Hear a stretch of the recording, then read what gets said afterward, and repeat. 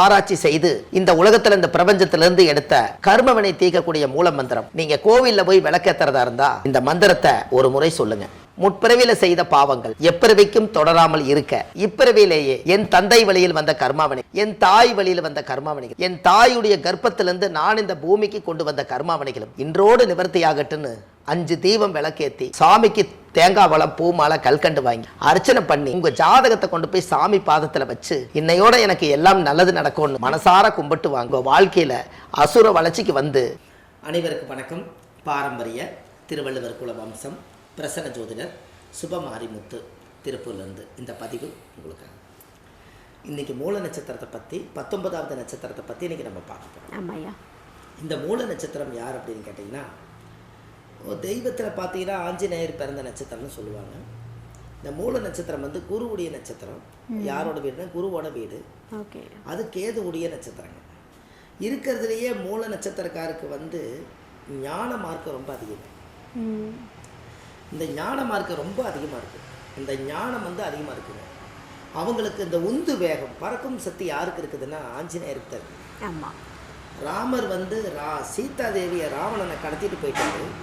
இந்த சீதா தேவியை கடத்திட்டு போனோன்னு ராவணர் தான் கடத்தி வச்சுக்கிறாரான்னு எப்படி பார்க்கறதுன்னு ராமர் ரொம்ப வேதனைப்பட்டு இருக்கும்போது இலங்கையில் போய் பறக்கும் சக்தி வச்சு சீதா தேவியை மரத்தில் கட்டி போட்டு சிறை அடைச்சதை ஆஞ்சநேயர் பார்த்துட்டு வந்து ராமர்கிட்ட சொன்னார், நீங்கள் ரொம்ப தேடாதீங்க, சீதா தேவியை நான் பார்த்தேன்.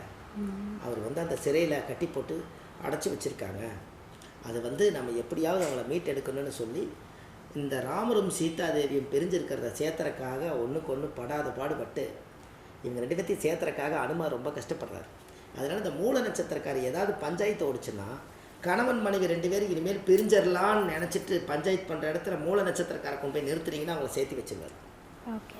என்னங்கம்மா, இந்த நட்சத்திரங்களுக்கும் இந்த ஆதிக்கங்களுக்கும் ஏதோ ஒரு பவர் இருக்குது பாருங்களேன். இதெல்லாம் நம்ம தெரிஞ்சுக்கணுங்க. அதாவது மூல நட்சத்திரத்தில் பிறந்திருந்தா அவங்களோட வாழ்க்கையில் நம்ம அடுத்தடுத்த லெவலுக்கு போகிறதுக்கு நம்மளுடைய கர்மம் எப்படி சப்போர்ட் பண்ணுன்னா, மூல நட்சத்திரக்காரி எல்லாரும் என்ன சொல்லி வச்சுக்கிறாங்கன்னா ஆண் மூல அரசாளு பெண் மூல நெருமூலன்னு சொல்லி வச்சுருக்காங்க. அது மாற்றி காலப்போக்கில் பார்த்தீங்கன்னா அது ஜாதகத்தில் ஆதி காலத்தில் ஒரு ரூல் என்ன கொடுத்துருக்காங்கன்னா ஆணி மூலம் அரசாளு கன்னி மூல நெருமூலன்னு வச்சுருக்காங்க. ஓகே. என்னங்கம்மா, ஆணி மூல அரசாளுமா அப்படின்னு என்னங்க, சித்திரை வைகாசி ஆணி. இந்த ஆணி மாதத்தில் வரக்கூடிய மூல நட்சத்திரத்தில் ஒரு ஆம்பளை பையன் பிறந்து அது அரசால பிறந்துதான். ஓகே. கன்னி மூலம்னா மேச ரிஷப மிதுன கடக சிம்ம கன்னி, 6வது ராசி கன்னி. அதே போல் சித்திரை வைகாசி ஆணி ஆடி ஆவணி புரட்டாசி மாதத்தில் ஒரு பெண் குழந்தை மூல நட்சத்திரத்தில் பிறந்தால் அந்த வாழ்க்கை பாழாகுன்னா அந்த காலத்தில் முன்னோர்கள் அதை சொல்லி வச்சுருக்காங்க. அது ஆணி மூல அரசாளு, இது கன்னி மூல நெருமூலன்னு வச்சுருக்காங்க. இவங்க எப்படி வச்சுட்டாங்கன்னா பெண் மூல நெருமூலன்னு வச்சுட்டாங்க. ஏன்னா எல்லா பெண்களுக்குமே மூல நட்சத்திரங்களில் பிறந்துக்கிறவங்களுடைய வாழ்க்கையெல்லாம் இல்லாமல் போயிட்டு அவங்க எங்கே போவாங்க.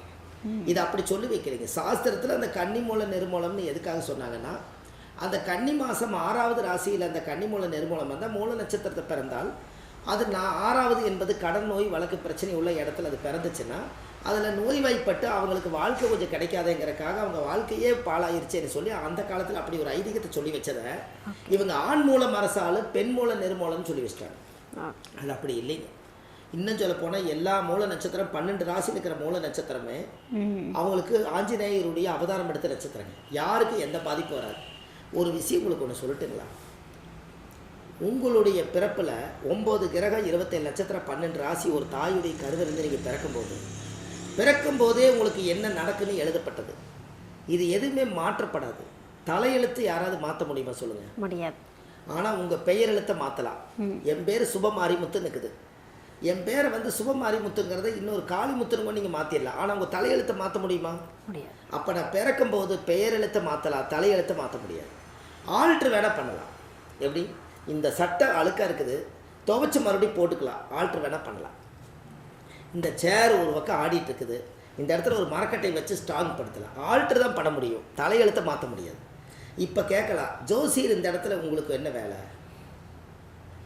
இப்போ ஜோசியர் வந்து சார் உங்களால் ஜாதகம் பார்த்தா எல்லாமே சரியாகுன்னு சொல்கிறாங்களே, அப்புறம் எப்படி நீங்கள் வந்து தலையெழுத்தே மாற்ற முடியாதுங்கிறீங்களே, அப்புறம் எப்படி நீங்கள் வந்து எங்களை எல்லாம் சரி பண்ணுவீங்கன்னு ஒருத்தர் கேட்டால், ஜோதிடம் எதுக்கு கூட வருதுன்னு கேட்டிங்கன்னா, ஜாதகம் எதுக்கு பார்க்கணுன்னா உங்களோட வாழ்க்கையில் பாதகமாக போயிட்டு இருக்கக்கூடிய வாழ்க்கையை சாதகமாக அமைச்சு கொடுக்கறதுக்காக சாதகம் பார்க்க வரேன். ஓகே. என்னங்கம்மா, ஜோசியமா ஜோதிடமானு கேட்டால் ஜோதிடம் அது சோதிச்சு திடமாக சொல்லு, உனக்கு இதுதான் தலையெழுத்துன்னு சொல்லு. தலையெழுத்தை மாற்ற முடியாது. அந்த தலையெழுத்துக்குள்ள பிறவி வாங்கி வந்திருக்கிறீங்க இல்லையா, உங்களுக்கு எந்தெந்த காலகட்டங்களில் என்னென்ன திசைகள் நடக்கும், இங்கே எப்படி நடந்துக்கலாங்கிறதுக்கு தான் ஜோதிடம் கூட வரும். எது மாறுபடாது. இந்த தாக்கத்தை குறைக்கிறதுக்கு நீங்கள் கரடு முரடாக போய் ஒரு வாழ்க்கையில் சிக்கிடக்கூடாதுங்கிறதுக்காக இந்த திசையில் ஒரு விரையை நடக்க போகுதுங்க, காசு பணமெல்லாம் உங்கள் பேரில் இல்லாமல் வேற ஒரு பேரில் மாற்றி வைங்கிறதுக்கு ஜோதிடம் வேணும்.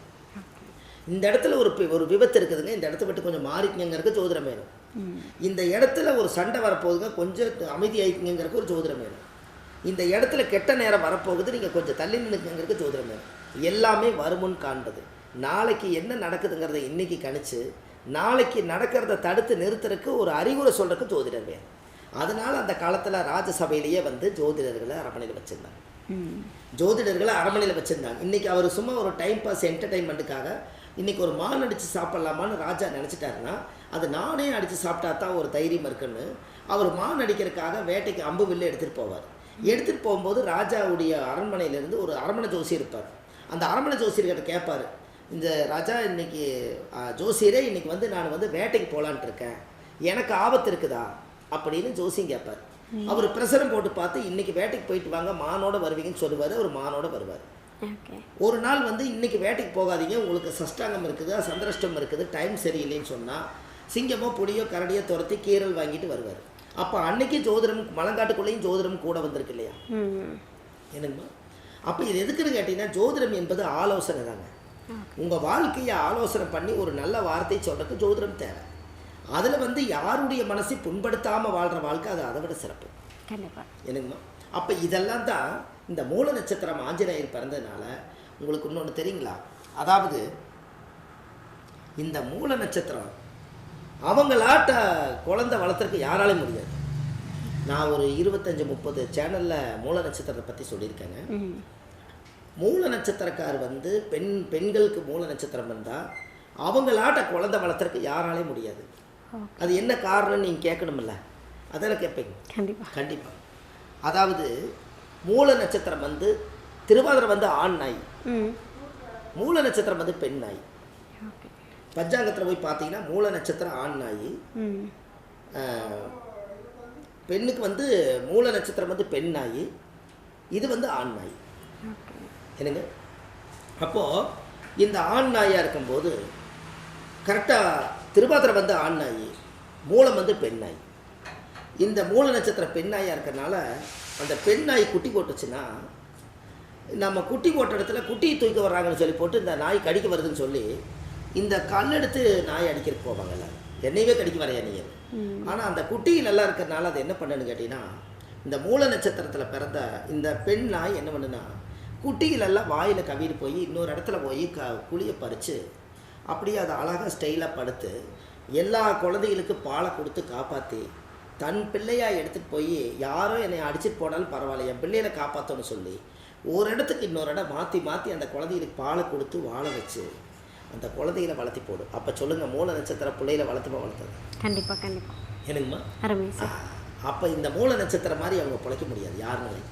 அவ்வளோ அற்புதமான ஒரு நட்சத்திரங்க. அதனால தான் அஞ்சாத நெஞ்சம் படைத்த ஆஞ்சநேயர்னு சொன்னாங்க. அவங்களுக்கு பெண்களாக இருந்தாலும் தைரியம் அதிகமாக இருக்கும். அதாவது அந்த காலத்தில் வந்து ராமரை நீ நெசமாவனே வந்து சாமி கும்பிட்றையா, உன் நெஞ்சுக்குள்ளே உன் மனசுக்குள்ளே இருக்கிறாரான்னு கேட்டதுக்கு அன்றைக்கி நெஞ்சை பொழந்து காமிச்சாருங்களா ஆஞ்சநேயர். அப்போ ராமர் தெரிஞ்சுதுங்களா, அப்போ தலை வணங்கலாங்களா எல்லாரும். அதனால தான் அஞ்சாத நெஞ்சம் படைத்த ஆஞ்சநேயர். அந்த காலத்தில் வந்து ஆஞ்சநேயருக்கு அவ்வளோ ஒரு பவர் இருக்குதுங்க. ஜாதகத்தில் ரொம்ப பிரமாதமான வயசு. இப்போ அவருக்கு மூல நட்சத்திரத்தில் பிறந்துக்கிறார் இல்லைங்களா, மூல நட்சத்திர கேது திசையில் தான் அவர் பிறந்திருப்பார். 7 வருஷம் கேது திசை, இதில் 3.5 வருஷம் கேது திசை போகும், மீதி 3.5 வருஷம் இருப்பு இருக்கும். சுக்கர திசை வரும்போது அவருக்கு 23 வயசு, 20 வருஷம் சுக்கர திசை. சுக்கர திசை ஒரு 20-23 ஆயிருங்க. எப்படியும் வந்து சூரியன் திசை 6 வருஷம், 30 வயசுக்குள்ளே அவர் கல்யாணம் பண்ணிடுவார். அப்புறம் சூரியன் திசை முடிஞ்சு சந்திர திசை 10 வருஷங்க. அப்போ 30 வயசுக்கு மேலே 10 வருஷம் சந்திர திசை. அப்போ சந்திர திசை 30 ஒரு 10 40 வயசுங்கும் போது அவருடைய வாழ்க்கையில் கல்யாணமாகி ஒரு மெச்சூரிட்டி ஆகிடுவார். 40 வயசுக்கு மேலே 50 வயசுங்கும் போது சந்திரன் முடிஞ்சு செவ்வாய் 47, ராகு ஒரு 18. இவருக்கு ராகு திசையிலேயே இவருக்கு ரிட்டையர்ட் ஆகிடும். எல்லாமே 60 வயசுக்குள்ளே கணக்கு போடும்போது கேதுல ஆரம்பித்து ராகுல முடியுதுங்க. இப்போ பாருங்கள், கேதுன்னா தலை, கேதுன்னா வாள், ராகுன்னா தலை. இங்கே ராகுன்னா தலை, இங்கே கேதுன்னா வாள். இங்கே பாருங்கள், தலையில் ஆரம்பித்து வாளில் முடியுது, இங்கே வாளில் ஆரம்பித்து தலையில் முடியுது. அப்போ கேதுங்கிறது அந்த காலத்தில் வந்து ஞான மார்க்கம். அப்போ மூல நட்சத்திரத்தில் யாராவது ஒருவர் பிறந்தால் அவங்க வாழ்க்கை அசுர வளர்ச்சி கொண்டு வந்து விட்டுரும். எப்பவுமே ஒரு இடத்துக்கு தைரியமாக போவாங்க. பெண்களுக்கு அதிகமான பவர் மூல நட்சத்திரங்க. பெண்களுக்கு ரொம்ப சக்தி வாய்ந்த நட்சத்திரங்க. அவங்கள ஒருத்தரை வச்சிருங்க, வீட்டுக்குள்ளே எந்த பிரச்சனையும் வராது. இப்போ நீங்கள் ஒரு பஞ்சாயத்து அன்னைக்கு இங்கோட ஒரு பஞ்சாயத்து அன்னைக்கு வந்து ஒரு பஞ்சாயத்து அன்னைக்கு